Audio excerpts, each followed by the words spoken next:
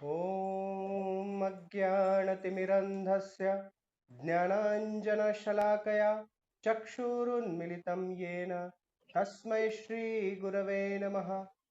श्रीचैतन्यमनोभीष्टं स्थापितं येन भूतले स्वयं रूप कदा मह्यं ददाति स्वपदान्तिकं। वन्देऽहं श्रीगुरो श्रीयुतापदकमलं श्रीगुरून् वैष्णवांश्च श्रीरूपं साग्रजातां सहगण रघुनाथान्वितं त्वं सजीवं साद्वैतं सावधूतं परिजनसहितं कृष्णचैतन्यदेवं श्रीराधा कृष्णपादान् सहगणा ललिता श्रीविशाखान्वितांश्च नम ॐ विष्णुपदाय कृष्णप्रेष्ठाय भूतले श्रीमते भक्तिवेदान्त स्वामिनिति नामिने। नमस्ते सरस्वती देवे गौरवाणी प्रचारिणे निर्विशेष शून्यवादी पाश्चात्य देशतारिणे वाञ्छाकल्पतरुभ्यश्च कृपा सिन्धुभ्यैव च पतितानां पावनेभ्यो वैष्णवेभ्यो नमो नमः। जय श्री कृष्ण चैतन्य प्रभु नित्यानंद श्री अद्वैत गदाधर श्रीवासादि गौर भक्त वृंद। हरे कृष्ण कृष्ण कृष्ण हरे हरे, हरे रामो राम राम रामो हरे हरे।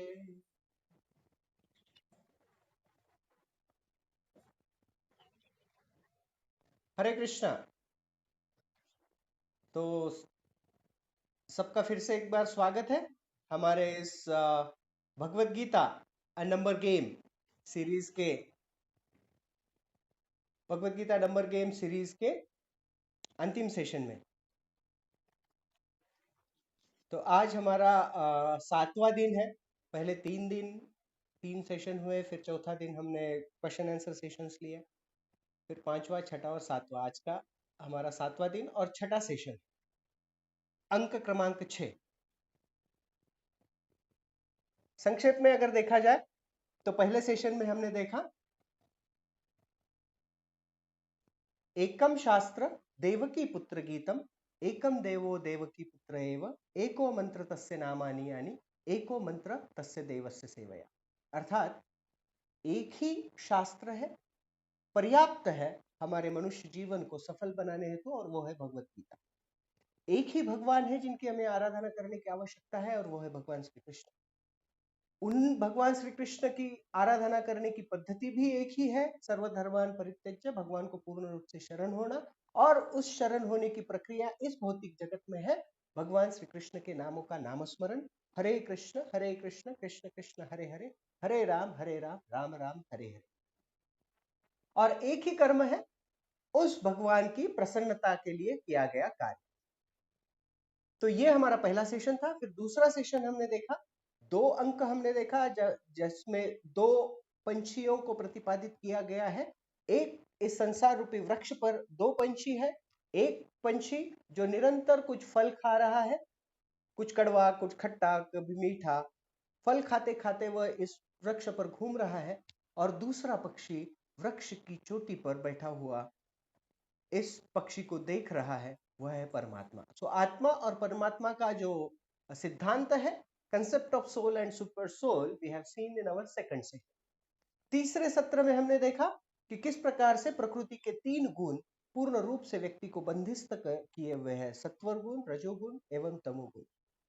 उसमें अंततः हमने देखा कि किस प्रकार से व्यक्ति को तमोगुण और रजोगुण से ऊपर उठकर सत्वगुण में स्थित होने का प्रयास करना चाहिए। फिर चौथे सत्र में हमने देखा किस प्रकार से 4 तरह के लोग भगवान की ओर आकर्षित नहीं होते हैं, भगवान की शरण नहीं आते हैं, और किस प्रकार से 4 तरह के लोग भगवान की ओर आकर्षित होते हैं, भगवान की ओर आते हैं। तो हमने देखा, नमाम दुष्कृतिनो मूढ़ा प्रपद्यन्ते नराधम, मूढ़ नराधम मायया अपहृत ज्ञान आसुरीम भावमाश्रिता। यह 4 तरह के लोग भगवान की ओर कभी नहीं आते हैं। और 4 तरह के लोग भगवान की ओर आते हैं। वो लोग हैं ज्ञानी, आर्त अर्थार्थी, ज्ञानी और जिज्ञासु। तो ये 4 तरह के लोग भगवान की ओर आते हैं, भगवान की ओर आकर्षित होते हैं।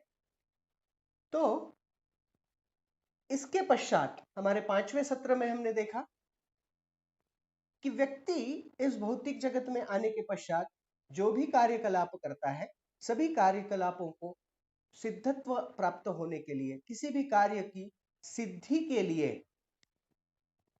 5 घटकों की आवश्यकता है। हमने देखा भगवान श्री कृष्ण भगवद गीता में इस बात को समझाते हैं। भगवान कहते हैं अधिष्ठानम तथा कर्ता करणम च पृथक विधम, कि अधिष्ठान अर्थात हमारा शरीर, कर्ता अर्थात आत्मा, करणम अर्थात हमारी समस्त इंद्रिय, तत्पश्चात भगवान समझाते हैं चेष्टा एवं परमात्मा। चेष्टा दैवम, चेष्टा अर्थात हमारे प्रयास, और भगवान स्वयं परमात्मा के रूप में स्थित हमारे हृदय में जो विराजित है। ये 5 घटक जब एक साथ मिलकर कोई कार्य किया जाता है, तब उस कार्य को सिद्धत्व प्राप्त होता है, तब वह कार्य सिद्ध हो सकता है। इसके पश्चात आज हमारे 6ठे सेशन में हम देखेंगे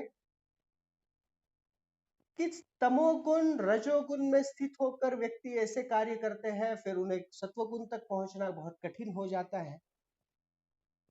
तो जो भी जीव आध्यात्मिक जगत से इस भौतिक जगत में आता है, उन समस्त जीवों को भौतिक जगत में रहकर जो कार्य करने पड़ते हैं, जो कार्य उनको यहां पर करना आवश्यक होता है, उन कार्यों को करते करते व्यक्ति को आवश्यक है कि वो अपनी चेतना का वृद्धिकरण करे, अपनी चेतना की उन्नति करे, अपनी चेतना को तमोगुण रजोगुण से उठाकर सत्वगुण की ओर लेकर जाए। लेकिन अक्सर इसमें बहुत कठिनाई होती है, और जो कठिनाई होती है, उन कठिनाइयों के आधार पर और व्यक्ति जिस प्रकार से कार्य करता है, जिस प्रकार की उसकी चेतना होती है, जिस प्रकार से उसकी सोच होती है, जिस प्रकार से उसका एटीट्यूड होता है, जिस प्रकार से उसका वर्तन होता है, उसके आधार पर व्यक्ति 2 हिस्सों में विभाजित होते हैं। एक होते हैं दैवी और एक होते हैं आसुरी, अर्थात सज्जन और दुर्जन, अर्थात देव गुण प्राप्त करने वाले और असुर गुण प्राप्त करने वाले। तो भगवान भगवत गीता में बड़े ही विस्तार से दैवी गुणों का वर्णन करते हैं और साथ ही साथ असुरी गुणों का वर्णन करते हैं। भगवान विस्तार से 26 गुणों का वर्णन करते हैं। There are 26 qualities of Vaishnava. वैष्णव के अर्थात भगवान श्री कृष्ण, भगवान विष्णु के भक्ति करने वाले भक्तों के 26 गुणों का वर्णन भगवान करते हैं। तो किसी और समय हम भगवान के द्वारा वर्णित उन सभी 36 गुणों का कभी चर्चा करेंगे, जिसके आधार पर हम हमारे जीवन में किस प्रकार के गुण प्राप्त करें, यह समझ सकते हैं। तो there are 26 qualities which explains the qualities of Vaishnava। और फिर भगवान कहते हैं कि ये तो ठीक है, लेकिन किन गुणों से हमें बचना चाहिए वो भी बहुत आवश्यक है। जैसे अभी सब तरफ कोरोना पैंडेमिक है, तो उसकी उपचार पद्धति अगर किसी को समझाई जाए तो वो महत्वपूर्ण है, लेकिन उससे भी महत्वपूर्ण है कि उससे बचा कैसे जाए, इस बात को जाने। तो कौन सी चीजें हैं जो ना करने से कोरोना पैंडेमिक से हम बच सकते हैं, यह समझना बहुत आवश्यक है। तो उसी प्रकार से किन गुणों को हमने प्राप्त नहीं करना चाहिए, किन गुणों को हमने छोड़ना चाहिए, त्यागना चाहिए, वह समझना भी बहुत आवश्यक है। तो भगवान भगवत गीता में वर्णन करते हैं आसुरी गुणों का। तो भगवान ऐसे 6 आसुरी गुण बताते हैं। ऐसे विस्तार अगर किया जाए तो आसुरी गुणों का कोई अंत नहीं है, बहुत सारे आसुरी गुण हैं, परंतु मुख्यत्वे भगवान 6 आसुरी गुणों का वर्णन करते हैं जिनसे हमें बचना चाहिए। भगवान अर्जुन को समझाते हैं। भगवान अर्जुन को कहते हैं दंभो दर्पो अभिमानश्च क्रोधः पारुष्यमेव च अज्ञानं चाभिजातस्य पार्थ संपदम आसुरीम। संपदम अर्थात संपादन करना। आसुरी भाव वाले लोग, जो आसुरी भाव को धारण किए हुए लोग हैं, वे इन 6 गुणों को अपने जीवन में निरंतर स्वीकार करते हैं और इन्हीं गुणों के आधार पर अपना कार्यकलाप करते हैं। तो ये आसुरी गुण कौन कौन से हैं, भगवान श्री कृष्ण समझा रहे हैं। भगवान कहते हैं दंभो दर्पो अभिमानश्च क्रोधः पारुष्यमेव च अज्ञानम च अभिजातस्य पार्थम संपदाम आसुरी। हे पार्थ, हे अर्जुन, ये असुरी संपदा है, ये असुरी ऐश्वर्य है, ये असुरी गुण है, जो व्यक्ति इसे धारण कर कर असुर श्रेणी में चला जाता है। भगवान कहते हैं दंभो दर्पो अभिमानश्च क्रोधः पारुष्य और अज्ञानम, यह 6 गुण भगवान प्रतिपादित करते हैं जो आसुरी भाव वाले लोगों के लक्षण है। सर्वप्रथम भगवान कह रहे हैं दंभो, दंभ। और श्रील प्रभुपाद जी इस श्लोक के तात्पर्य में कहते हैं कि ये 6 गुण अर्थात नर्क की ओर जाने का राजमार्ग है। It is a highway to hell. अगर कोई नर्क में जाना चाहता है तो उसे बस ये 6 गुणों को अपने जीवन में उतार लेना चाहिए, उसका रास्ता towards hell will become very easy. नर्क की ओर उसका जो रास्ता है वो आसानी से कटता जाएगा। तो भगवान समझा रहे हैं अर्जुन को दंभो। दंभ अर्थात दंभ मराठी में बड़ा ही प्रचलित शब्द है, दांभिक होना। काय दांभिक माणूस है, अक्सर कहा जाता है। दंभ अर्थात उस स्थिति को प्रतिपादित करने का प्रयास करना जो वास्तविक रूप में नहीं है, कुछ ढोंग करना, आडंबर मचाना, इसे दांभिकता कहते हैं। जो नहीं है वो दिखाने का प्रयास करना, अर्थात अपने वास्तविक चरित्र को ढककर कुछ और प्रतिपादित करने का प्रयास करना, यह दांभिकता है, यह दंभ है। दंभ केवल उन्हीं लोगों में नहीं है जो प्रत्यक्ष रूप से भगवान के दिए हुए सिद्धांतों को तोड़कर कुछ पाप काम करने में लगे हुए। तो दंभ आध्यात्मिकता का पुरस्कार कर कर तथाकथित रूप से भक्ति करने वाले लोगों के द्वारा भी प्रतिपादित होता है। व्यक्ति चाहता है बाहरी रूप से उसे सम्मान, पूजा, लाभ, प्रतिष्ठा प्राप्त हो, लेकिन उसे यह भी पता है कि अगर मेरा वास्तविक जो चेतना है, वास्तविक जो स्वरूप है, वो अगर सबको दिखाई दे तो शायद वो नहीं मिलेगा। तो वो अपने आप को कुछ और रिप्रेजेंट करने का प्रयास करता है। He tries to represent him that which he is not. ये दांभिकता है। तो भगवत गीता, भागवतम, वेद, पुराण, इसका अध्ययन करने वाले भी लोग कभी कभी बाहरी रूप से कुछ भौतिक ऐश्वर्य प्राप्त करने के लिए, भौतिक चीजें प्राप्त करने के लिए कभी कभी अपने आप को दांभिकता के रूप में प्रदर्शित करते हैं। इस प्रकार से प्रदर्शित करते हैं मानो वो बहुत ही बढ़े चढ़े भक्त हैं, लेकिन वास्तविक रूप में उनका जो चेतना है, जो कहा जाता है ना, हाथी के दांतों के जैसे। हाथी के दांत दिखाने के कुछ और होते हैं, खाने के कुछ और होते हैं। तो उसी प्रकार से जो व्यक्ति दंभ का प्रतिनिधित्व करता है, जो व्यक्ति दांभिक है, दंभी है, वह व्यक्ति प्रदर्शित कुछ करता है, लेकिन उसके भीतर चेतना, अभिलाषा कुछ और ही होती है। जैसे एक बार एक व्यक्ति के पास एक साधु थे, उन साधु के पास एक माता आई और उस माता ने आकर कहा कि ये मेरा छोटा बच्चा है, ये दिन भर इतना गुड़ खाता है, इतना गुड़ खाता है, हे महाराज कृपा करके इसको कुछ समझाओ ताकि ये गुड़ ना खाए। साधु ने कहा ठीक है, लेकिन अगले हफ्ते आना।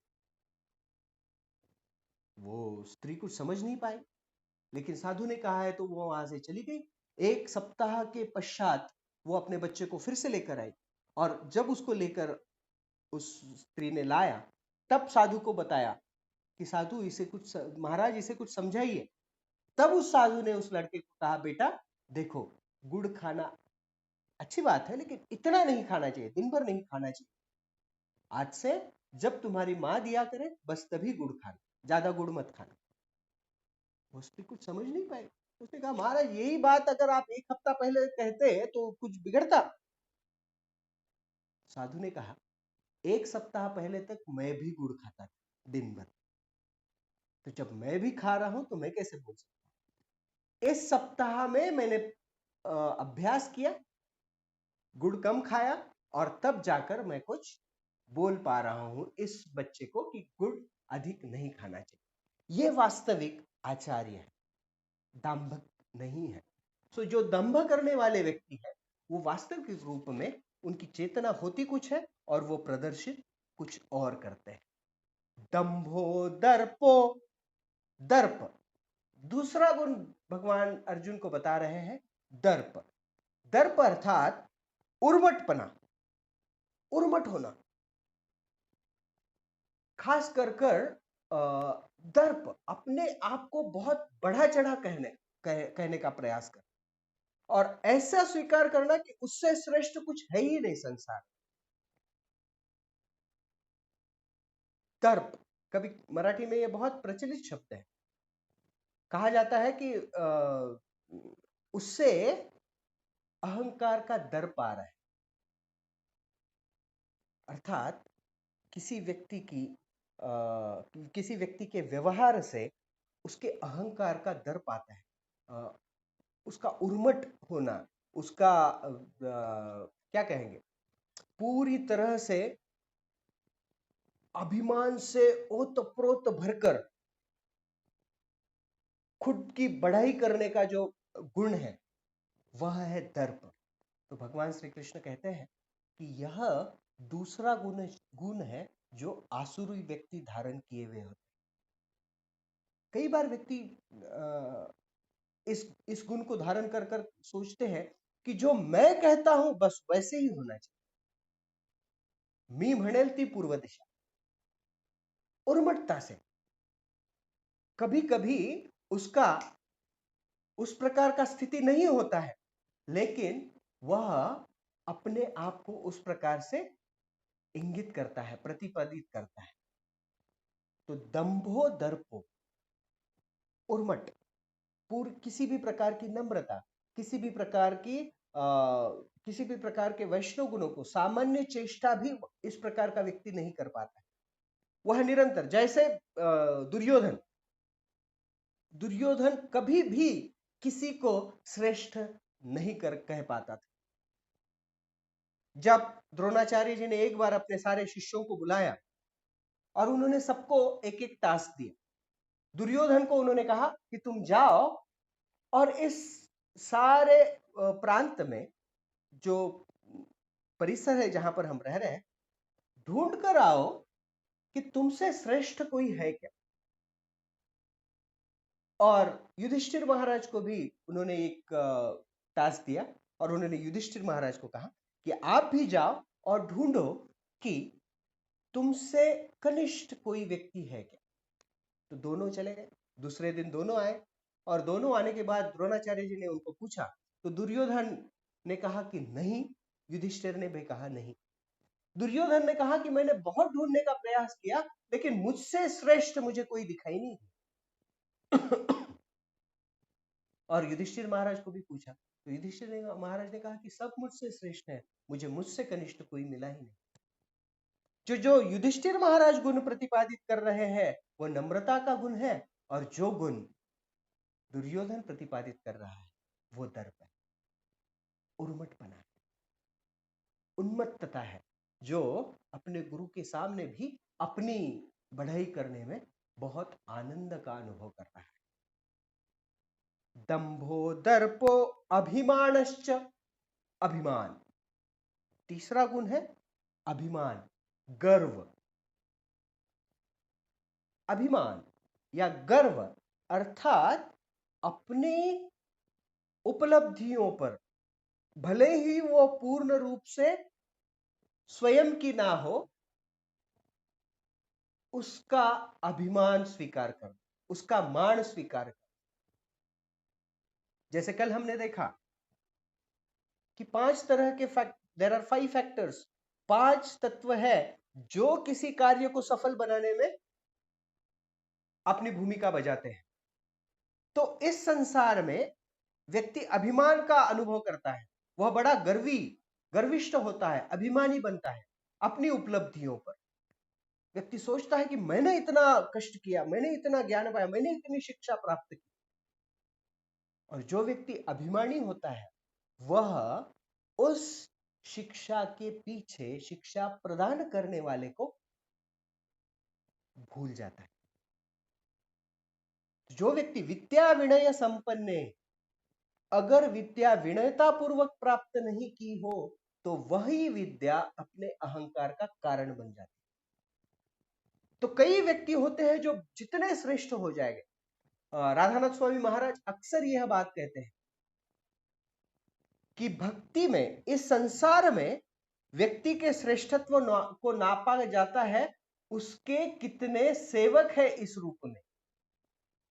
राधानाथ स्वामी महाराज कहते हैं कि सामान्य भौतिक जगत में व्यक्ति के श्रेष्ठत्व को नापा जाता है उसके कितने सेवक है इस रूप में, लेकिन आध्यात्मिक उन्नति को अगर नापने का प्रयास किया जाए तो यह समझना बहुत आवश्यक है कि उस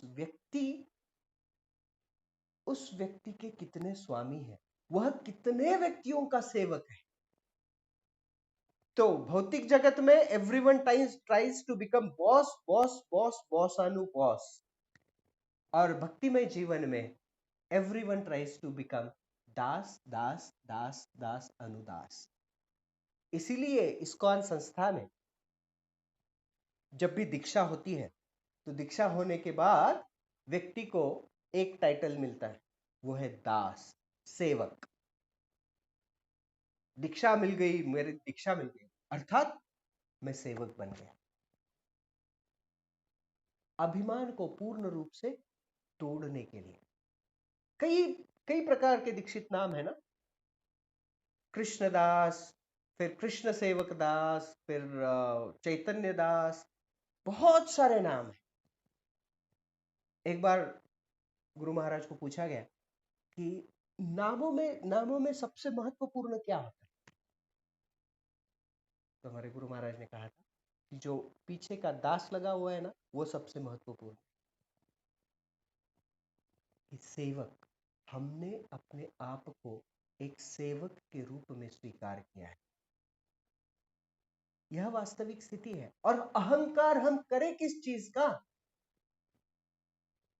क्या है? श्रील प्रभुपाद जी अक्सर यह बात कहते थे कि कितना भी टेक्निकल एडवांसमेंट कर कर, कितने भी इंजीनियरिंग कर कर, कितना भी साइंटिफिक बढ़ोतरी करने के पश्चात भी व्यक्ति क्या एक गेहूं का दाना बना सकता है? नहीं। उसके लिए हमें जमीन पर निर्भर रहना पड़ता है, उसके लिए हमें मिट्टी पर, उसके लिए हमें वर्षा पर, उसके लिए हमें पानी पर, इस भौतिक जगत के सभी तत्वों पर आधारित रहना पड़ता है। हम निर्भर हैं इन सभी हवा, पानी, सारी चीजों पर। तो अहंकार कहां से आया? वास्तविक हमारी स्थिति को समझने का प्रयास करें तो जैसे हमने कल कहा था कि सेल्फ मेड मैन, जो अपने बलबूते बना हुआ है। What is self made? Not a single cell in our body is made up by the elements which are created by us. हमारे शरीर की एक भी पेशी नहीं है कि जो हमारे प्रयास से बनी हुई। हर 7 साल के बाद सारी पेशियां बदलती रहती है, हमारा जीवन क्रम बदलता जा रहा है। देहिनोस्मिन् यथा देहे कौमारम यौवनम जरा, धीरे धीरे धीरे वृद्धावस्था की हर ओर हम जा रहे हैं। क्या किसी का इस पर नियंत्रण है? नहीं। क्या हम कोई चीज नियंत्रित कर सकते हैं? ज्यादा से ज्यादा हम क्या कर सकते हैं? बाल अगर सफेद हो रहे तो उसको डाई कर सकते हैं, चेहरे पर झुर्रियां आ रही है तो फेसलिफ्ट कर सकते हैं, प्लास्टिक सर्जरी कर सकते हैं। लेकिन क्या हम हमारे शरीर में हो रहे स्थित्यंतरों को रोक सकते हैं? नहीं रोक सकते हैं। इस संसार की कौन सी ऐसी चीज है जिसे हम पूर्ण रूप से नियंत्रित कर सकते हैं? नहीं कर सकते। फिर अभिमान किस चीज का? लेकिन फिर भी जो आसुरी प्रवृत्ति के लोग होते हैं वो हर कार्य में अपना योगदान है इस बात को प्रतिपादित करने का प्रयास करते हैं और अभिमान, गर्व को प्रदर्शित करते हैं। दंभो दर्पो अभिमानश्च पारुश्च एवच। पारुष्य, पारुष्य अर्थात कठोर, उग्र, तिरस्कारात्मक, कठोरता से संभाषण कर, जिसमें कोई नम्रता का लवलेश भी नहीं। ऐसा व्यक्ति जो अब असभ्य तो बर्ताव करता ही है, साथ ही साथ उसके वाक शक्ति से कोई मृदुता नहीं होती, कठोर अपने आचरण और वचन के द्वारा केवल अन्यों को नीचा दिखाने के लिए वह इस प्रकार के कठोर वचनों का प्रयोग करता है। पारुष्य अर्थात पूर्ण रूप से कठोरतापूर्वक व्यवहार करना, कठोरतापूर्वक वचन कहना। तो भगवान श्री कृष्ण अर्जुन को कह रहे हैं, एक स्थान पर भगवान अर्जुन को कहते हैं कि हमारा वचन कैसे होना चाहिए। सत्यम ब्रूयात प्रियम ब्रूयात। हमें सत्य तो बोलना ही चाहिए, लेकिन साथ ही साथ हमें पैलेटेबल ट्रूथ बोलना चाहिए, प्रेम से बोलना चाहिए। क्योंकि हम जो कहते हैं, जो हमारे वचन है, वो बड़े शक्तिशाली। एक बार अकबर ने बिरबल को कहा कि इस संसार की सबसे शक्तिशाली वस्तु कौन सी है? तो बिरबल ने कहा, बोले हुए शब्द। The words spoken are the strongest elements in this world. Akbar ने कहा कि ऐसे कैसे? तो बिरबल ने कहा कि समय आने पर बताओ। कुछ समय बीत गया और फिर बिरबल ने अकबर की बहन को दावत के लिए बुलाया। उसकी बहन को बुलाया और बड़े ही स्वादिष्ट स्वादिष्ट पकवान बिरबल ने बनाए और वो पकवान बनाकर उसको खिलाया।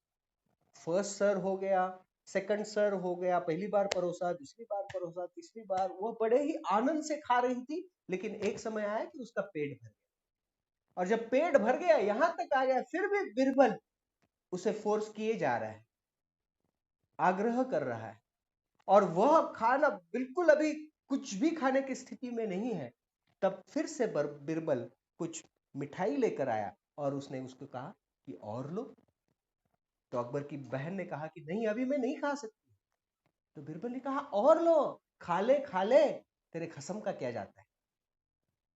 बिरबल ने कहा खा ले, तेरे पति का क्या जा रहा है, मैं खिला रहा हूं ना। केवल एक कड़वा वचन बिरबल ने कहा, और जैसे ही एक कड़वा वचन उसने सुना, वहां से उड़ गई, अकबर के पास चली गई और उसने कहा कि मैं चाहती हूं कि बिरबल का सर कलम किया जाए, उस बिरबल को मार दो। तो बहन है, उसकी जिद है, तो अकबर को मानना पड़ा। उसने बिरबल को बुलाया और कहा कि देखो बिरबल, तुम्हारा सर कलम करना पड़ेगा। बिरबल ने कहा मेरी गलती क्या है? उसने कहा कि वो पता नहीं, लेकिन जब से वो तुम्हारे पास जाकर आई है, वो उसने बस एक ही रट लगाई है कि बिरबल को मार। बिरबल ने कहा कि इसमें मेरा कोई गलती नहीं है, एक्चुअली मैं डेमोन्स्ट्रेशन दे रहा था, डेमो दे रहा था। अकबर ने कहा ऐसा कौन सा डेमो? तो बिरबल ने कहा कोई बड़ी बात नहीं है, मैंने केवल उसको पूछो खाने में कुछ कमी थी क्या, स्वाद में कुछ कमी थी क्या, सब कुछ परफेक्ट था, लेकिन एक वाक्य मैंने कहा जिसने सारी चीजों पर पानी फेर। कहे गए शब्द बड़े ही शक्तिशाली होते हैं। जो शब्द हम कहते हैं उस शब्दों के द्वारा हम किसी के हृदय को जीत सकते हैं या फिर किसी के हृदय को जीवन भर के लिए क्षति पहुंचा सकते हैं। कोई संबंध जोड़ सकते हैं या फिर कोई संबंध हमेशा के लिए तोड़ सकते हैं केवल कुछ शब्द कहने मात्र से। एक बार अकबर ने बहुत बड़ा पार्टी रखा, इतना विशाल पार्टी रखा और सब तरफ सभी चीजों की रेंज है, खाने में कोई कमी नहीं, पीने में कोई कमी नहीं, सारा प्रबंध अकबर ने कर करा, बहुत कुछ हुआ। और इतने में एक सेवक जिसको एक काम दिया गया था कि वो इत्र का जो फव्वारा है वो लेकर घूमता था और सब पर ऐसे इत्र छिड़कता था। तो उस इत्र को सब तरफ वो छिड़का करता था। तो एक समय अकबर ने जैसे देखा कि वह चलते चलते उसका पैर लड़खड़ा गया और वो इत्र की जो बोतल थी उसके हाथ में वो गिर गई और थोड़ा सा इत्र वहां से गिर गया। अकबर वहां गया और उसने कहा तुम्हें पता नहीं कितना महंगा है ये, ध्यान से नहीं चल सकते। और इस तरह से उसे डांटा, वो चला गया, सेवक चला गया, नौकर चला गया। कुछ समय बीत गया, फिर सारा पार्टी समाप्त होने के पश्चात अकबर ने बिरबल को बुलाया और पूछा कैसी रही पार्टी। बिरबल ने कहा बहुत अच्छी थी, बहुत अच्छी पार्टी थी, लेकिन आपकी कंजूसी दिखाई पड़ी। अकबर ने कहा कंजूसी? कहां कंजूसी थी? सब कुछ तो मुबलक मात्रा में था। बिरबल ने कहा वो तो जो इत्र के लिए आपने उसको डांटा, ये आपको शोभा नहीं दी। तो अकबर को यह बात बहुत बुरी लगी। फिर अकबर ने कुछ समय के पश्चात उससे भी बड़ी पार्टी, और इस समय खाना, सारे प्रकार के व्यंजन पकवान, सारे रस, सब कुछ पर्याप्त मात्रा में उसने रखा। और साथ ही साथ अकबर ने बड़े बड़े हौद बनवाए, ऐसे बड़े बड़े हौद बनवाए और उन हौदों को पूरी तरह से इत्र से भर दिया, कोई कमी नहीं। इस बार अकबर ने किसी को कुछ नहीं कहा और इतनी मात्रा में सारे हौद भर भर कर इत्र था कि सब लोग उसकी प्रशंसा करने। फिर पार्टी होगी, पार्टी होने के बाद फिर से अकबर बिरबल के पास गया, बिरबल को बुलाया और कहा कि अब कैसे लगा, आज की पार्टी कैसी थी? बिरबल ने कहा पार्टी तो बहुत बढ़िया थी, इतनी बढ़िया पार्टी थी कि क्या कहने, लेकिन जो बूंद से गई वो हौद से नहीं आती। बिरबल ने कहा कि जो दो बूंद इत्र के द्वारा प्रदर्शित किया करता है वो इतने बड़े हौदों से भरा नहीं जा सकता। उसी प्रकार से हमारे जीवन में हम जब बोलते हैं वह एक तो हृदय को आनंद प्रदान करते हैं या फिर हृदय को तोड़ने का कार्य करते हैं। पौरुष अर्थात उर्मटता से कठोर वचन कहना। श्रील प्रभुपाद जी कहते हैं कि हमें छोटी छोटी बातों पर चिड़ पूरी तरह से चिढ़कर, क्रोधित होकर, चिल्लाकर कठोर वचन कहने का जो गुण है वह आसुरी गुण है। तो श्रील प्रभुपाद जी इस बात को समझा रहे हैं, पौरुष। फिर प्रभुपाद कहते हैं, भगवान श्री कृष्ण समझा रहे हैं क्रोध, दंभ, दर्प, पौरुष, क्रोध, anger. Anger is one letter short of danger. अगर डी ऐड किया ना एंगर को तो डेंजर बन जाता है। घर की दंभो दर्पो अभिमानश्च क्रोधः पौरुष एवच। भगवान श्री कृष्ण अर्जुन को बता रहे हैं क्रोध, anger, which is one letter short of danger. And this anger, हमारे बेसिक भगवत गीता कोर्स में हमने बंबई के एक बड़े से अपार्टमेंट में हुई हुई घटना को देखा। एक पति और पत्नी दोनों में झगड़ा हुआ और कुछ क्षण के लिए जो गुस्सा था, उस गुस्से के कारण दोनों एक दूसरे पर बहुत चिल्ला रहे थे। तो पति को गुस्सा आया। उसने कहा कि अगर और चिल्लाई तो ये छोटी बच्ची मेरे हाथ में है, उसको खिड़की से छोड़ दूंगा। घटना उसी प्रकार से घटी। उसने बच्ची को छोड़ दिया, फिर ये क्या हुआ छोड़कर खुद छलांग लगाई, और फिर उस पत्नी ने भी छलांग लगाई। कुछ क्षण के लिए किया हुआ क्रोध सारे जीवन को नष्ट कर सकता है। कुछ समय पहले हम पैठन स्थित ओपन जेल में गए थे। पैठन में एक ओपन जेल है। ओपन जेल अर्थात वहां पर किसी को बांध कर नहीं रखा जाता है। लगभग 700 एकड़ में वो जेल है। तो वहां के जो कैदी है, वहां ऐसे कैदियों को रखा जाता है जो उनकी सजा काट कर आए हैं और अभी बाकी के कुछ दिन वहां पर अच्छी तरह से बिताना चाहते हैं। या फिर ऐसे कैदी होते हैं जो सुसंस्कृत है, अच्छे हैं, अच्छी भावना के हैं, लेकिन कुछ एक क्षण के क्रोध के कारण उनसे कुछ अपराध हो जाता है। लेकिन अपराध हो जाता है, तो क्रोध पर विजय प्राप्त करना बहुत आवश्यक है। क्रोध कहां से निर्माण होता है? एक तो काम भावना से या फिर अहंकार से। तो जो व्यक्ति क्रोध पर विजय प्राप्त नहीं कर सकता है, वो मान लो, श्रील प्रभुपाद जी अक्सर ये उदाहरण दिया करते थे, anger is like a burning coal. The time you till the time you hold it, you only will get burnt. क्रोध क्रोध यह जलते हुए कोयले के समान है। जितना हम उसको पकड़ कर रखेंगे उतना हम ही जल जाएंगे। क्रोध पर विजय प्राप्त करना बहुत आवश्यक है, क्योंकि क्रोध में किया हुआ कार्य, क्रोध में कहे हुए वचन, यह परमानेंट, शाश्वत रूप में हानि करवा सकता है। इसलिए अक्सर यह कहा जाता है कि जब हम क्रोध में होते हैं, कोई निर्णय नहीं लेना चाहिए, क्योंकि क्रोध में व्यक्ति क्रोधाद भवति सम्मोह। भगवत गीता में भगवान समझाते हैं कि किस प्रकार से पतन की अवस्थाएं हैं। ध्यायतो विषयं पुंसा संगस्तेषु उपजायते, संगात संजायते काम, कामात क्रोधाभिजायते। व्यक्ति विचार करता है कि मुझे ये चाहिए चाहिए चाहिए चाहिए चाहिए चाहिए, जब नहीं मिलता है तो काम भोग करने की इच्छा निर्माण होती है, और वो जब पूर्ण नहीं होती है तो क्रोधात भवति सम्मोह। क्रोध के द्वारा व्यक्ति की क्या सही क्या गलत यह करने समझने की जो बुद्धि है वो नष्ट होती है। वो समझ नहीं पाता है कि what is right, what is wrong, what has to be done, what has not to be done.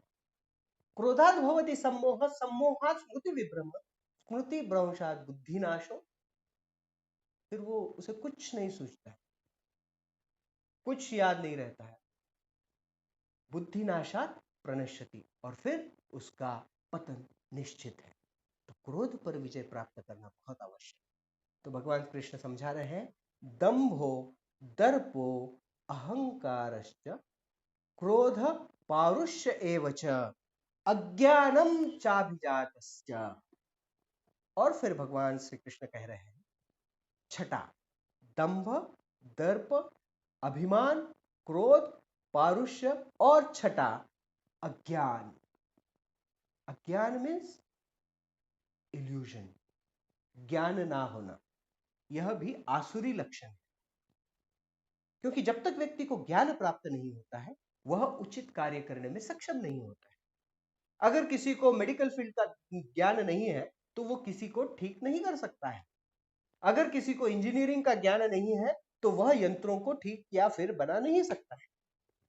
उसी प्रकार से अगर हमारे जीवन के विषय में हमें ज्ञान प्राप्त नहीं है तो हम हमारे जीवन को उचित स्वरूप में निभा नहीं सकते, हमारे जीवन को उचित रूप में व्यतीत नहीं कर सकते, हम हमारे जीवन को सफल नहीं बना सकते। और जब व्यक्ति को ज्ञान नहीं होता है तब वह कुछ और करता है। इसीलिए प्रामाणिक स्रोत से ज्ञान प्राप्त करना बहुत आवश्यक है। एक बार एक आयुर्वेदिक वेटरनरी डॉक्टर था, आयुर्वेदिक नहीं, वेटरनरी डॉक्टर, पशुओं का डॉक्टर था, और उसके पास एक कंपाउंडर था, एक काम करने वाला लड़का था। तो एक दिन एक घोड़ा जिसके गर्दन पर बहुत बड़ी गांठ आई थी, बहुत स्वेलिंग हुआ हुआ था, ऐसा घोड़ा एक व्यक्ति लेकर आया। और इस वेटरनरी डॉक्टर ने उसे देखा और उसने हाथ में एक हथौड़ा लिया और उस गांठ पर जोर से मारा। घोड़े को आराम मिल गया और एक दो दिन के बाद वो गांठ चली गई, वो घोड़ा ठीक हो गया। और ये जो लड़का उस वेटरनरी डॉक्टर के पास काम करता था, उसको लगता था कि ये जो कर रहा है वो तो मैं कर ही सकता हूं, तो वहां से निकल गया। आधा अधर डॉक्टर बहुत डेंजरस होता है, तो वो वहां से निकल गया और दूसरे गांव में जाकर उसने अपना दवाखाना खोला। और उसके पास भी एक घोड़ा एक व्यक्ति लेकर आया जिसके गर्दन पे सूजन आई हुई थी, तो उसने भी हथौड़ा लिया और मार दिया, और जैसे मारा वो घोड़ा मर गया। तो ज्ञान, फिर वो आया और उसने पूछा कि आपने भी मारा तो घोड़ा ठीक हो गया, मैंने मारा तो घोड़ा मर गया, ऐसे कैसे? तो उस डॉक्टर ने कहा उसका बीमारी क्या था, उसके लक्षण क्या थे और उसका उपाय क्या है, वह ठीक रूप से समझना बहुत आवश्यक है। अगर हम नहीं समझते हैं, केवल देखकर उसका ट्रीटमेंट करने का प्रयास करते हैं, तो गलत है। उसी प्रकार से अगर हम हमारे जीवन में वास्तविक शास्त्रीय ज्ञान को प्राप्त ना कर अपना जीवन व्यतीत करने का प्रयास करते हैं, तो निश्चित रूप से हम उस कंपाउंडर की तरह ही अपना जीवन व्यतीत करते हैं। हम समझ नहीं पाते हैं कि क्या सही है और क्या गलत है। इसलिए वैदिक ज्ञान प्राप्त करना, हमारा जीवन व्यतीत करने के लिए जो आवश्यक ज्ञान है, उस ज्ञान को प्राप्त करना बहुत आवश्यक है। अगर इन भगवत गीता के शास्त्रीय सिद्धांतों पर हम हमारा जीवन व्यतीत नहीं करते हैं, इस भगवत गीता के ज्ञान को हम हमारे जीवन में स्वीकार नहीं करते हैं, तो निश्चित रूप से हम आसुरी कार्य करने में धीरे धीरे लग जाएंगे। और फिर इस प्रकार से आसुरी कार्यों में लगने के पश्चात हम अभिमान, क्रोध, दर्प, दंभ और पौरुष्य को अपने जीवन में स्वीकार करेंगे और will have a free journey towards hello on this highway. तो ये 6 गुण भगवान श्री कृष्ण बताते हैं, इनसे हमें बचना चाहिए। कैसे बचे? इन गुणों से बचने के लिए आवश्यक क्या है? एक तो ज्ञान प्राप्त करें और दूसरा किसी प्रामाणिक भक्त का संग प्राप्त करें। जैसे एक व्यक्ति थे, एक चोर थे, जिनकी कथा बड़ी ही प्रेरक है। एक चोर थे, वह एक बार जेल में थे, आर्थर रोड जेल बंबई में। आर्थर रोड जेल में वह व्यक्ति चोर था और उन्होंने एक बार एक वर्तमान पत्र देखा जिसमें श्रील प्रभुपाद जी की फोटो छपी हुई थी। उस समय प्रभुपाद जी इस्कॉन जुहू में थे और प्रभुपाद जी की फोटो देखी और उसमें प्रभुपाद के हाथ में उसने बहुत ही कीमती घड़ी देखी। तो जब प्रभुपाद जी की वो घड़ी देखी तो वो बड़ा आकर्षित हुआ और उसने सोचा कि अभी जेल से निकलने के बाद, साधारण बहुत बड़ी सजा काटने वाला है, छोटा मोटा चोरी कर जेल में गया हुआ, उसने निर्धारित किया कि जैसे ही यहां से छूटूंगा स्वामी जी की घड़ी चुराऊंगा। तो जेल से छूटा और छूटने के बाद एड्रेस वड्रेस दिया था इस्कॉन जुहू का, तो वहां पर चला गया श्रील प्रभुपाद जी के क्वार्टर में। और उस समय नया नया इस्कॉन था, तो जब वह व्यक्ति आ गया तो उसने देखा सब लोग यहाँ पर भक्ति कर रहे हैं। उसने सोचा बड़ा ही आसान है, ये तो सबको एक्सेप्ट कर रहे हैं। तो फिर कुछ भक्त उनसे मिले, उसने कहा, भक्तों ने उनसे पूछा कि क्या चाहते हो? बोलता है मुझे ये स्वामी जी से मिलना है। तो भक्त उसको प्रभुपाद जी के पास लेकर गए और प्रभुपाद जी के पास लेकर जाने के बाद उसने देखा प्रभुपाद को कम, घड़ी को ज्यादा देखा। और फिर प्रभुपाद जी ने कहा कि भक्ति करना चाहते हो? बोला हाँ मुझे भक्ति करनी है, मुझे यहाँ रहना है। क्योंकि उसने देखा उस समय काफी सारे भक्त प्रभुपाद को घेरे हुए थे, तो उसने कहा कि हाँ मैं यहाँ रहूंगा, मैं तैयार हूँ। तो श्रील प्रभुपाद जी ने कहा कोई प्रॉब्लम नहीं, और फिर वो सेवा करने लगा। किचन में सब्जी काटने का सेवा किया करता था। काफी समय बीत गया। फिर एक दिन श्रील प्रभुपाद जी की कृपा से उसकी दीक्षा भी होगी। लेकिन एक दिन वह प्रभुपाद जी के पास रूम में आया, प्रभुपाद जी लेटे हुए थे, अकेले थे। प्रभुपाद जी अपने कमरे में अकेले थे। वो व्यक्ति अंदर आया और आने के पश्चात प्रभुपाद जी लेटे हुए, उनका हाथ उनके शरीर के ऊपर और घड़ी। यह देखकर वह सोच रहा था कि बूढ़े व्यक्ति है, आसानी से ले लेंगे। तो जाकर प्रभुपाद के बेड के पास पहुंचा, इतने में प्रभुपाद उठ गए और प्रभुपाद जैसे ही उठे तो वह हड़बड़ा गया। जैसे हड़बड़ाया, श्रील प्रभुपाद जी ने कहा, बोलो। बोला, नथिंग नथिंग प्रभुपाद, कुछ नहीं। तो प्रभुपाद जी ने फिर उसकी तरफ देखा और फिर प्रभुपाद जी ने अपनी घड़ी निकाली, बाहर निकाली और उसको दी और बोले, यू वॉन्ट दिस वॉच? तुमको ये घड़ी चाहिए? अब तो उनकी स्थिति इतनी हालत पतली हो गई। नहीं प्रभुपाद, नहीं प्रभुपाद, नहीं प्रभुपाद। फिर प्रभुपाद जी ने कहा कि keep it, you if you want it, keep it। तो यह बात देखकर, श्रील प्रभुपाद जी के द्वारा इस बात को सुनकर, फिर उसने प्रभुपाद को प्रणाम किया और कहा कि स्वामी जी, प्रभुपाद, मैं वास्तविक रूप में इसी घड़ी को चुराने के इंटेंशन से यहाँ पर आया। प्रभुपाद जी ने कहा, ठीक है, लेकिन क्या तुम सच में भक्ति करना चाहते हो? बोले, हाँ प्रभुपाद, अभी आप जैसा बताओगे मैं वैसे में भक्ति करूंगा। प्रभुपाद जी ने कहा, ठीक है, कीप दिस वॉच। प्रभुपाद ने उसको वो घड़ी दे दी और कहा कि अब अच्छे से भक्ति करना। उस उन चोर की बाद में दीक्षा हुई और उनका नाम हुआ हरिदास ठाकुर को, हरिदास प्रभु, जो अभी भी जुहू मंदिर में है। और ये घटना उन्होंने स्वयं हमें बताई है।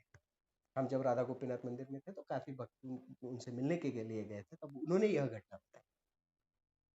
तो किसी भी प्रकार की चेतना क्यों ना हो, अगर हम भगवान, भगवान के भक्त और इस आंदोलन के संपर्क में आते हैं, भक्तिमय कार्यों के संपर्क में आते हैं, तो निश्चित रूप से हमारी चेतना का शुद्धिकरण होता है और धीरे धीरे हम तमो रजोगुण से उठकर सत्वगुण में स्थित होकर आसुरी भावों को त्याग कर, आसुरी गुणों को त्याग कर भगवान की अहेतु की अप्रतिहता भक्ति में स्थित हो जाते हैं।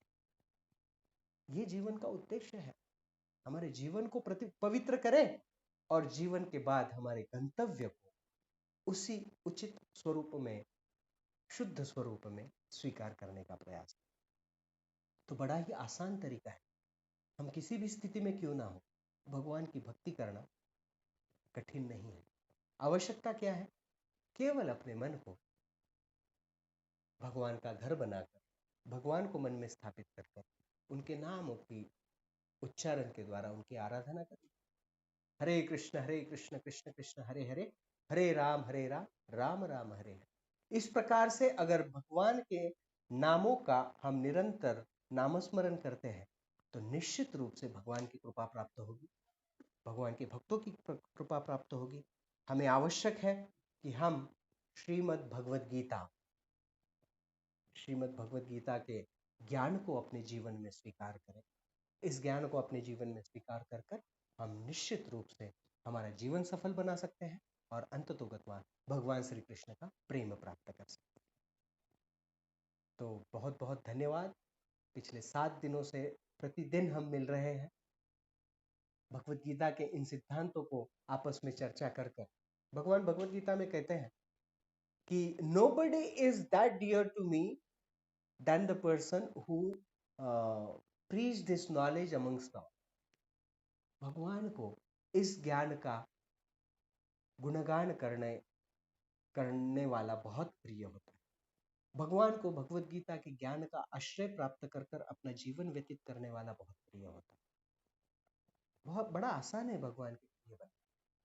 इस संसार में अगर हम किसी के प्रिय बनना चाहते हैं तो बड़ी मशक्कत करनी पड़ती है, भेंट देनी पड़ती है,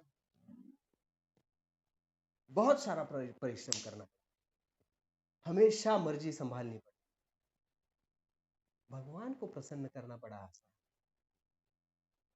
केवल एक बार अगर हम कहते हैं कि भगवान मैं आपका, एक बार एक भक्त के घर भगवान आए और भगवान फिर पूछने लगे, अच्छा ये बेड किसका है? तो वो भक्त ने कहा आपका। फिर भगवान ने कहा कि ये अलमारी किसकी है? भक्त ने कहा आपका, आपकी। भगवान ने कहा ये कमरा किसका है? भक्त ने कहा आपका। भगवान हर चीज कहते हैं, उसने कहा सब आपका। फिर भगवान मंदिर के पास आए, उसके घर में जो मंदिर था, और भगवान के सुंदर विग्रह थे। उन विग्रहों को देखकर फिर भगवान ने पूछा ये किसके हैं? उसने कहा ये मेरे हैं। इस घर में सिर्फ ये विग्रह मेरे हैं और बाकी सब इनका है। So whatever is there in our life belongs to Krishna actually. Krishna स्वामी है, कृष्ण भोक्ता है, कृष्ण अधिकारी है, कृष्ण का आधिपत्य है। हम केवल सेवक हैं। अगर इस चेतना को अपने जीवन में स्वीकार कर कर हम जीवन व्यतीत करने का प्रयास करें तो निश्चित रूप से कृष्ण प्रसन्न होंगे। और कृष्ण को प्रसन्न करने के लिए कृष्ण को चाहिए क्या? रादर हम क्या दे सकते हैं, क्या नहीं है उनके पास? Krishna possess everything, rather everything is coming from Krishna. हम क्या दें? जैसे गंगा नदी में खड़े होकर हम गंगा का ही जल लेकर गंगा को अर्पित करते हैं, उसी प्रकार से जो योग्यता बोलने की, जो योग्यता सुनने की, जो योग्यता हमारे जीवन में कुछ जीवन यापन करने की भगवान ने दी है, उसे भगवान की ही सेवा में लगा। भगवान प्रसन्न होते, और इस कलयुग में भगवान सबसे अधिक प्रसन्न होते हैं उनके नामों के नामस्मरण का विधि करने से। हरे कृष्ण कृष्ण कृष्ण हरे हरे, हरे राम राम राम हरे हरे। अगर हम भगवान के नामों का नामस्मरण करें तो निश्चित रूप से भगवान की कृपा हमें प्राप्त हो जाएगी। तो आशा है यह भगवत गीता नंबर गेम कुछ अंकों के माध्यम से भगवत गीता को समझने का हमने जो प्रयास किया है, अंक 1 2 3 4 5 6 आगे फिर 7 8 9 10 26 बहुत अंक है। तो किसी और समय निश्चित रूप से इस प्रकार की श्रृंखला लेकर हम भगवत गीता को पुनः समझने का प्रयास करेंगे। तो आशा है यह 7 दिन आपको अच्छा लगा हो, इसके द्वारा आपको कुछ प्रेरणा प्राप्त हो। तो आप निश्चित हमारे लिए भी प्रार्थना कीजिए, आपके आशीर्वाद हमें दीजिए, ताकि हम भी अपने जीवन में भगवत गीता के सिद्धांतों को पालन कर सके और भगवान श्री कृष्ण का आश्रय लेकर श्री श्री राधा गोविंद जी की निरंतर सेवा कर सके। हरे कृष्ण। तो यहाँ पर हम रुकेंगे। अगर किसी का कोई प्रश्न है, कोई शंका है, या फिर कोई कुछ कहना चाहता है तो स्वागत है। हरे कृष्ण। हाँ जी, हाँ हाँ बोलिए।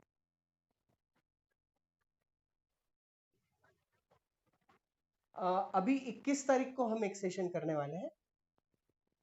वो कॉमन रहेगा बच्चों के लिए भी और बड़ों के लिए भी। मैं उसका डिटेल्स कल सबको व्हाट्सअप कर देता हूँ। और शुक्रवार या फिर शनिवार और रविवार ऐसे 2 सेशन, एक सभी के लिए और एक बच्चों के लिए, इस तरह से हम प्लान करेंगे। निश्चित रूप से बच्चों का जो स्कूल का, ऑनलाइन स्कूल का जो भी टाइमिंग होता है उसको ध्यान में रखकर हम वो प्लान करेंगे। मोस्टली बच्चों का सेशन हम संडे को ही करेंगे। तो जो भी इसमें सम्मिलित होना चाहिए चाहते हैं, आपका नाम मुझे व्हाट्सअप कर दीजिए ताकि हम एक टीम बनाए। हाँ, मुझे मिला है आपका व्हाट्सअप, काफी काफी सारे भक्तों ने लगभग भेजा है। ऑलमोस्ट बैच पूर्ण हो रहे हैं, तो हम बहुत जल्दी उसे शुरू करें। और कोई कुछ कहना चाहता है?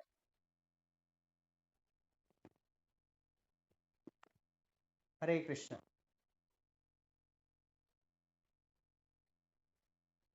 वाक्सौरे जी, आप कुछ कहना चाहते हैं? हरे कृष्णा।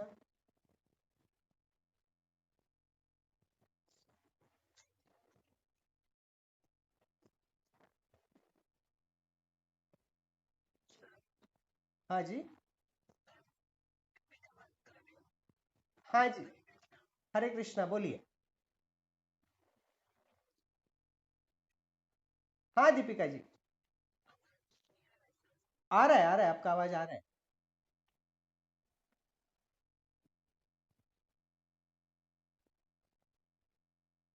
हरे कृष्णा।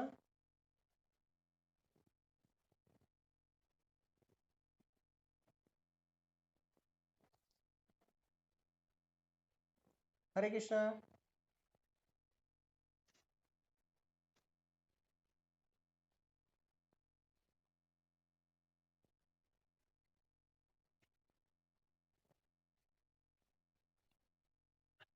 हेलो, बोलिए ना। हरे कृष्णा। हाँ, आ रहा है, बोलिए।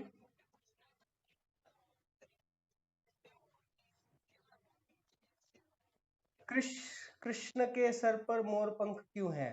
क्योंकि भगवान को बहुत प्रसन्न है, भगवान को बहुत पसंद है। और भगवान के, हाँ,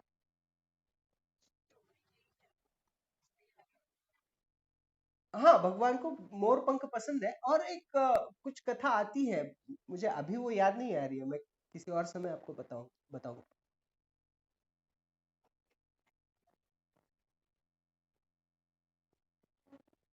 और किसी का कोई प्रश्न है? हरे कृष्णा।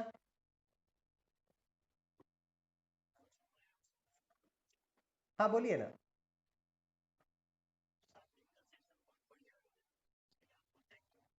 Thank you.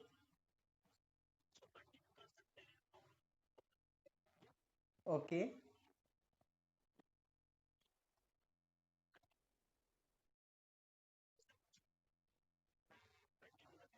निश्चित निश्चित। बिल्कुल बिल्कुल project. Thank you, thank you. और और किस? हरे कृष्णा राजू।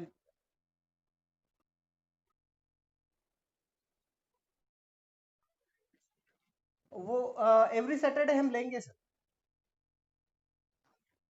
तो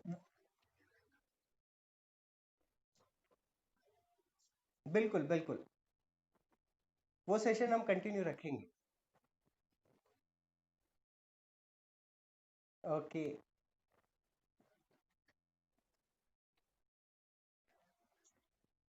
श्योर श्योर प्रोजेक्ट, हम उसे कंटिन्यू रखेंगे।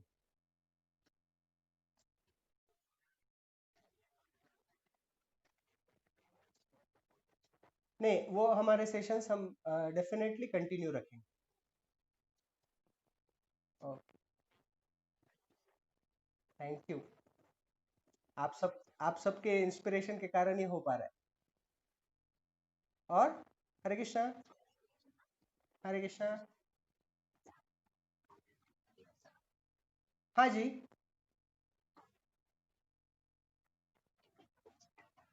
हाँ,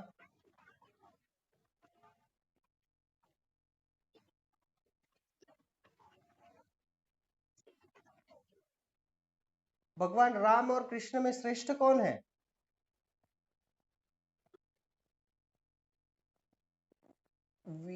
ये बात वो दोनों भी नहीं सोचते हैं।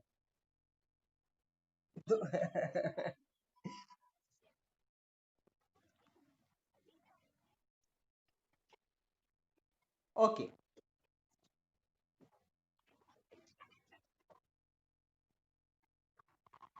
हाँ, दोनों पूर्ण पुरुषोत्तम भगवान है, लेकिन मूल मूल ब्रह्मा जी जैसे भगवत गीता में कहते हैं, ईश्वर परम कृष्ण सच्चिदानंद विग्रह अनादिर आदिर गोविंद। मूल कारण भगवान श्री कृष्ण है। मूल भगवान श्री कृष्ण है। जैसे प्रभु रामचंद्र जी जब अवतरित हुए, तब वो उन्होंने भी सभी मर्यादाओं का पालन किया, लेकिन कृष्ण स्वराट है। कृष्ण स्वराट है, वो किसी मर्यादा उन पर लागू नहीं होती। लेकिन इसका अर्थ ये नहीं है कि कृष्ण श्रेष्ठ हुए और राम श्रेष्ठ नहीं है। दोनों भगवत तत्व है। वास्तविक रूप में देखा जाए तो इस संसार में चार तत्व है। यह संसार और आध्यात्मिक जगत, पूर्ण रूप से देखा जाए तो चार तत्व है। एक है विष्णु तत्व, दूसरा है शंभु तत्व, तीसरा है शक्ति तत्व, और चौथा है जीव तत्व। तो जीव तत्व अर्थात हम सब लोग, सारे प्राणी और सारे देवी देवता। शक्ति तत्व अर्थात श्रीमती राधा रानी, लक्ष्मी, पार्वती, दुर्गा, ये शक्ति तत्व है। और शंभु तत्व जीव तत्व से श्रेष्ठ है, लेकिन सर्वोच्च तत्व जो है वो विष्णु तत्व है। विष्णु तत्व जिसका मूल भगवान श्री कृष्ण है, और फिर नरसिंह, वामन, रामचंद्र, परशुराम, ये सारे जो भगवान के तत्व है। जैसे विष्णु भी एक नहीं है, महाविष्णु, गर्भोदक्षाई विष्णु और क्षीरोदक्षाई विष्णु। तो ये सारे जो है ये विष्णु तत्व है, जो भगवत तत्व है। तो भगवत तत्व अपनी लीलाओं के अनुसार अलग है। जैसे भगवान श्री कृष्ण श्यामम त्रिभंग ललितम नियत प्रकाश द्विभुज रूप में है, लेकिन वही नारायण को अगर हम देखें तो वो चतुर्भुज रूप धारण किए हुए, चतुर्भुज धारण किया है, वैदुर्य मणि है, कौस्तुभ मणि है, पीतांबर धारण किया है, शंख चक्र गदा पद्म उनके हाथ में है। लेकिन ये सब विष्णु तत्व है, और विष्णु तत्व भगवत तत्व है। तो सर्वश्रेष्ठ विष्णु तत्व, फिर शिव तत्व, शक्ति तत्व, और फिर जीव तत्व। जीव तत्व जिसमें सारे अन्य देवी देवता भी आते हैं। तो इन तत्वों के माध्यम से अगर हम देखें तो श्रेष्ठ सर्वश्रेष्ठ विष्णु तत्व है। विष्णु तत्व राम विष्णु तत्व है, कृष्ण विष्णु तत्व। ठीक है, धन्यवाद। और किसी का कोई प्रश्न है?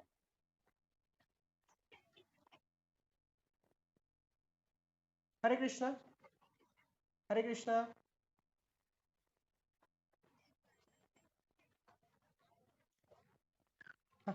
हाँ,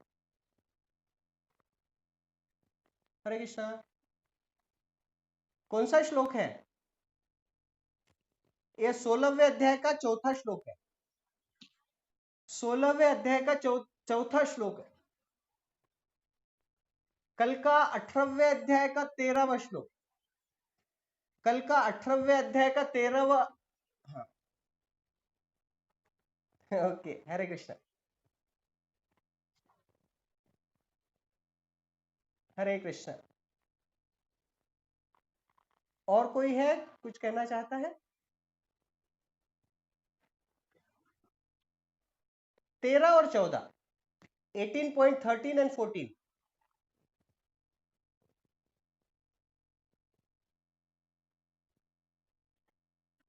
हरे कृष्णा। हम्म, हम्म।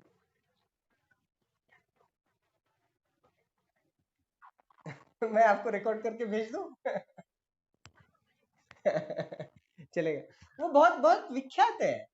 घालिन लोटांगन किसी भी आरती के बाद अक्सर गाया जाता है।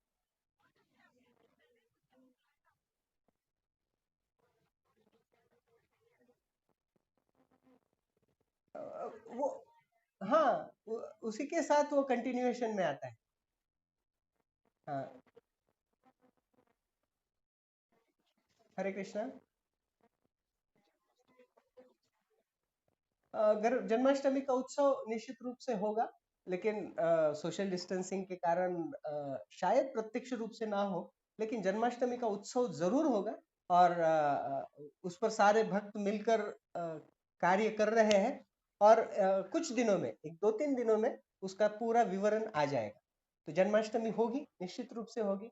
12 अगस्त को जन्माष्टमी है, तो 11 रात को, 11, 12 और 13, इन 3 दिनों का यह उत्सव रहेगा, निश्चित रूप से रहेगा। हाँ, मोस्टली। उसका जो पूरा विवरण है, वो विवरण कुछ ही दिनों में सबको हम प्रदर्शित कर देंगे।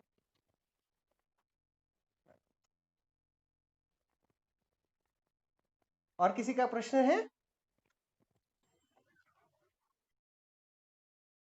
एकादशी, भगवान श्री कृष्ण को बहुत सारी चीजें प्रिय है, उसमें से एक प्रिय चीज एकादशी है। जिस दिन बहुत सुंदर कथाएं आती है, लेकिन उसके लिए हमको एक कंप्लीट सेशन ही लेना पड़ेगा। महत्वपूर्ण यह है कि सारे जो उपवास है उनमें सर्वश्रेष्ठ और भगवान को प्रिय एकादशी है।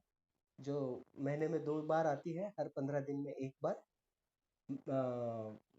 वैदिक काल गणना के अनुसार 11वें दिन जो तिथि आती है उसे एकादशी कहा जाता है। भगवान श्री कृष्ण को बहुत प्रिय है और उस दिन बहुत सुंदर कथा भी घटी थी, जिस पर हम कभी किसी और समय चर्चा करेंगे।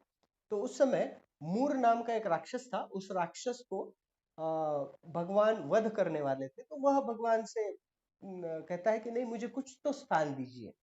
तो भगवान कहते हैं कि आज के दिन, अर्थात उस दिन एकादशी थी, आज के दिन तुम्हें केवल अन्न में स्थान मिलेगा।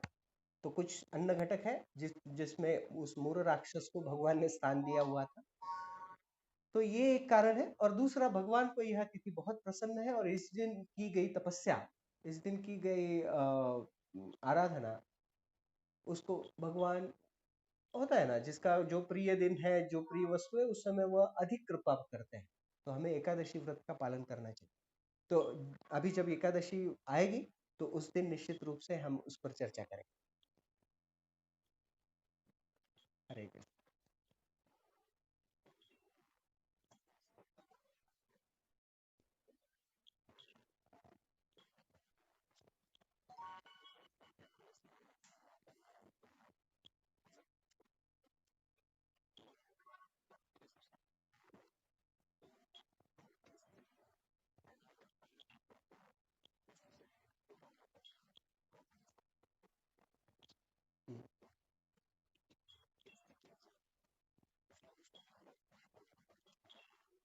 हम्म, हम्म।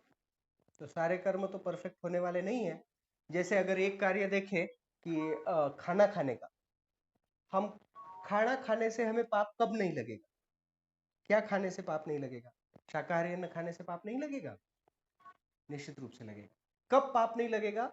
शास्त्र में वर्णन है, वेदों में वर्णन आता है एक स्थान पर, कि हम किसी पेड़ के नीचे जाए और उस पेड़ को प्रार्थना करें, हे पेड़ देवता, हे पेड़, कोई फल मुझे दो।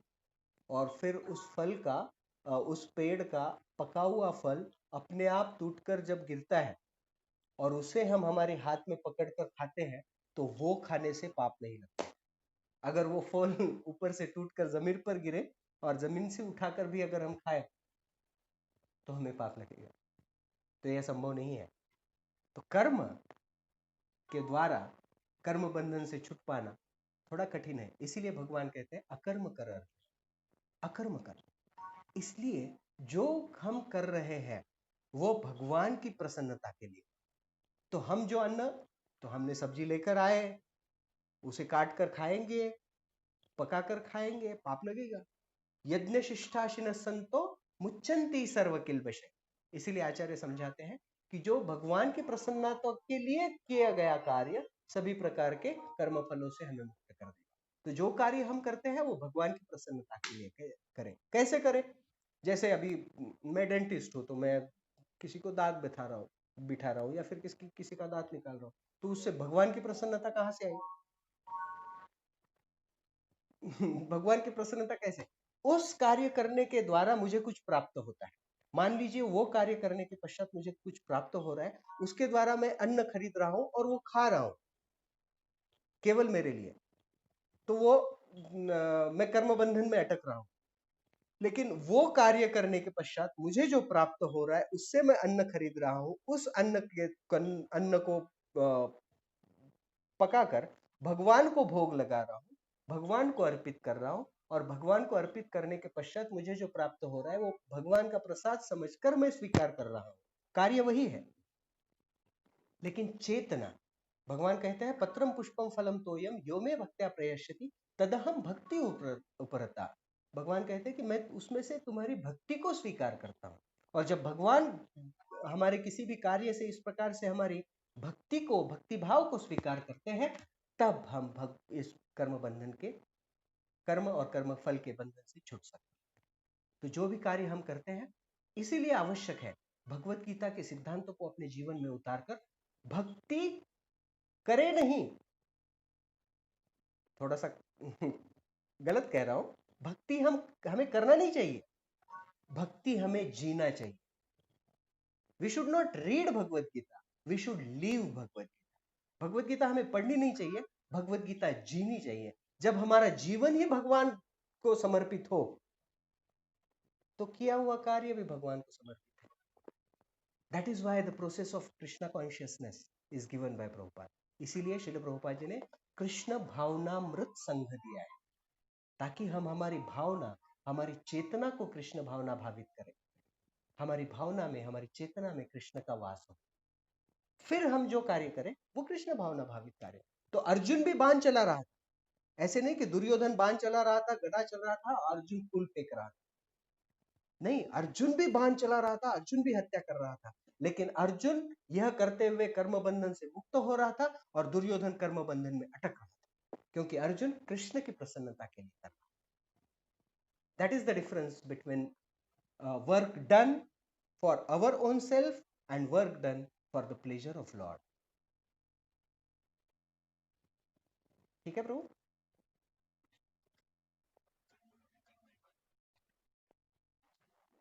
कर्म अर्थात शास्त्रों के निर्देशों के अनुसार कार्य करना, विकर्म अर्थात शास्त्रों के निर्देशों के विपरीत कार्य करना, और अकर्म मतलब भगवान की प्रसन्नता के लिए कार्य करना।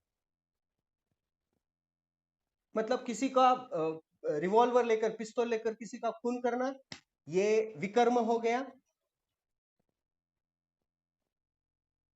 और किसी का बचाव करने के लिए किसी पर बंदूक चलाना, ये कर्म हो गया।